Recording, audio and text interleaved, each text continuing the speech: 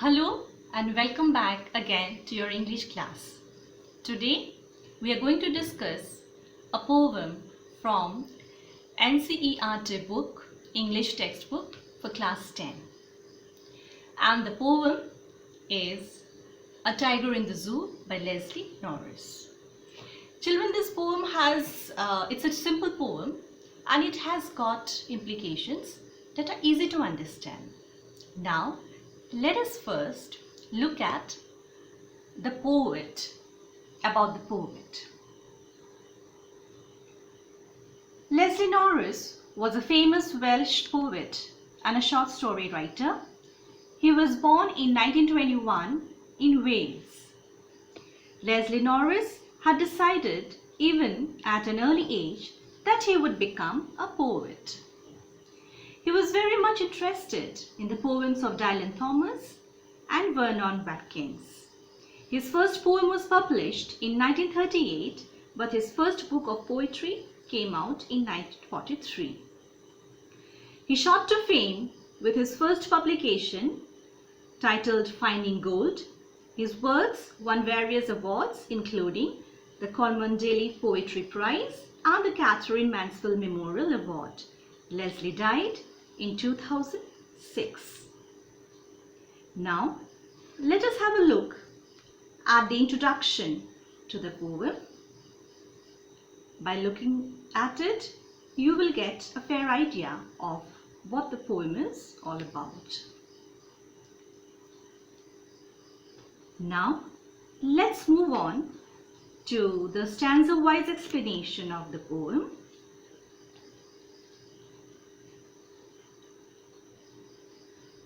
This poem has got 5 stanzas.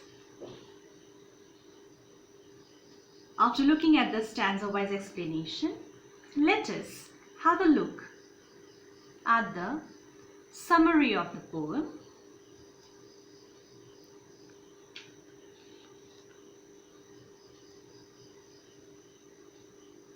These stanza-wise explanations will help you to summarize the poem. In this poem, Leslie Norris gives an appropriate description of a tiger in captivity. The poem moves from the zoo to the jungle and then again back to the zoo. The poet sees a tiger full of rage but quiet, moving in his cage. The poet feels that the tiger should have been moving freely in the forest and hunting at his will, but now he is locked in a concrete cell behind the bars. At night, he looks at the stars with his brilliant eyes and longs for just one thing, and that is freedom. Now children, here I would want you to look at the poetic devices used in the poem. Here I would like to talk about the style of the poem. The poem consists of 5 stanzas. Each is made up of 4 lines. Now I won't talk about all the poetic devices. It's already there. Rather, I would talk about the setting, different settings that have been used. The poem has 2 distinct settings in the poem. The first setting is that of the zoo, where the tiger is put in a cage. And the second setting is that of the natural wild habitat of the tiger, which should have been his real place according to the poet. Now, personification is dominant here. And it is evident as the poet calls the tiger he, not it. Metaphor is also used here, and different poetic devices are being used. I would like to talk about the tone. The tone of the poem is tense and being represented by the hidden rage of the tiger. Now, talking that much about the style of the poem, you go through the poem once again.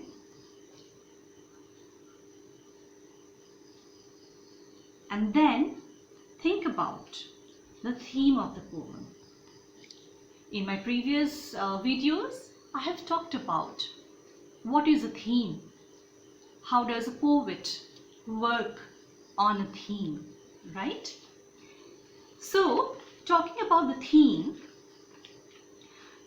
here the poet focuses on the tiger that is being captivated.